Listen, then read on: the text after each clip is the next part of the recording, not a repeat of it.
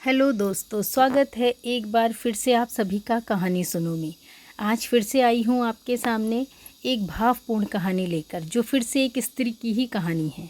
कहानी का नाम है स्त्री का दर्द। तो चलिए शुरू करते हैं आज की ये अपनी कहानी।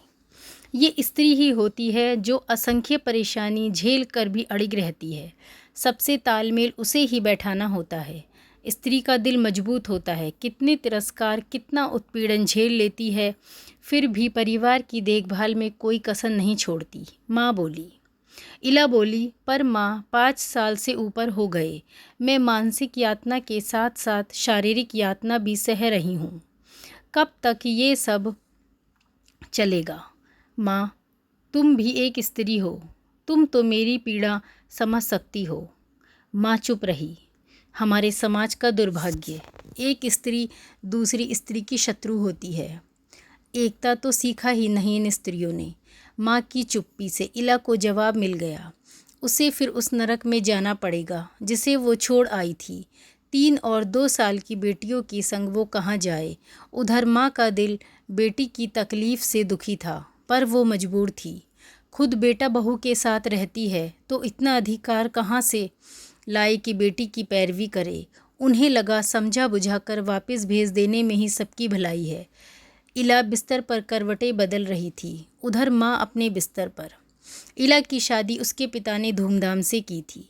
बड़े लोग थे। यूं तो इला के पिता भी खाते पीते घराने के थे, पर वे ज़्यादा बड़े लोग थे। इला की सुंदरता और सुघड़ता देखकर उन लोगों ने स्वयं ही रिश्ता मांगा था। यहीं चूक हो गई। इला के पिता ने लड़के के बारे में पता नहीं किया। सोचा इतने बड़े लोग हैं, लड़का भी संस्कारवान होगा। पर जरूरी नहीं है, जहाँ धन है वहाँ संस्कार भी होगा। लक्ष्मी और सरस्वती एक साथ नहीं रहती। शादी के बाद ससुराल में कुछ दिन तो अच्छे से बीते। सास ससुर तो बहुत प्यार करते थे। पति ने भी कुछ दिन किया, फिर अपने असली रूप में आ गया। क्रोध आने पर दानव बन बैठा। मानसिक बीमारी थी, जो दूसरों के दर्द देकर खुश होता था। पहली बार जब हाथ उठाया था तो उसे कोई रोक नहीं पाया। फिर तो आए दिन की बात हो गई। रात गुजरने के बाद सुबह पति माफ़ी मांग लेता था। कुछ दिन बाद पता चला पति के कई महिला मित्र हैं। बात मित्रता तक होती तो कोई बात नहीं थी, पर बात तो उन संबंधों की थी जो इला को मान्य नहीं था। सास ससुर भी बेटे की असलियत जानते थे, पर चुप ही रहते। उनकी चुप्पी से इला बहुत आहत होती थी, पर कुछ बोल नहीं पाती थी। वो कई बार मायके आई, पर भाई भाभी माँ ने उसे समझा कर वापस भेज देते। पिता इला को बहुत चाहते थे। बेटी की अवस्था के जिम्मेदार स्वयं को मानने लगे। इसी गम में वो चल बसे। 2 बेटियों को जन्म दे वो पति की नज़रों में और गिर गई। कई बार वो उम्मीद से हुई, पर लड़की का अंदेशा होते ही गिरा दिया जाता था। अपने तन मन से वो आहत थी, पर बार बार इस पीड़ा से गुजरना उसे तोड़ डालता। वो अजन्मी बच्चियाँ पूछ रही थीं, मुझे क्यों नहीं आने दिया दुनिया में? क्या तेरा आंचल इतना छोटा हो गया?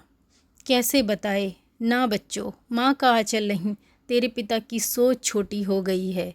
कहने को सब पढ़े लिखे हैं।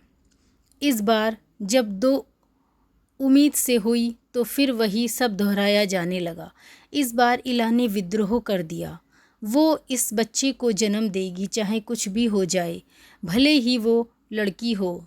इस चक्कर में वो मायके आ गई थी।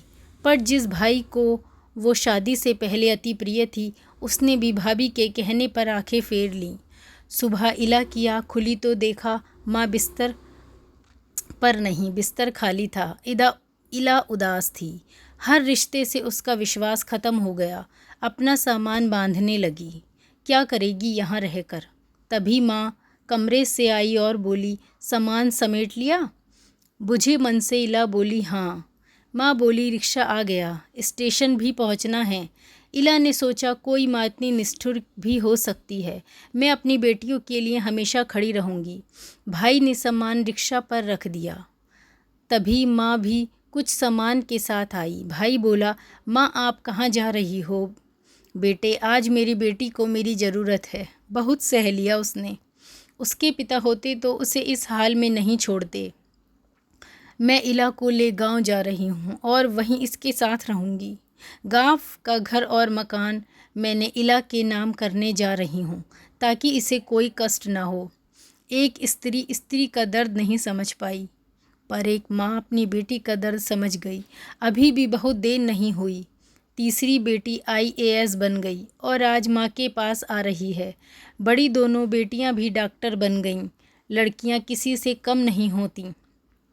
रास्ते में जब अंधेरा घिरने लगे तो प्रकाश का पुंज खुद ही ढूंढना पड़ता है। धन्यवाद दोस्तों। कैसी लगी आज की ये दर्द भरी कहानी? अगर कहानी पसंद आई हो तो कहानी को लाइक करना ना भूलें। धन्यवाद मित्रों।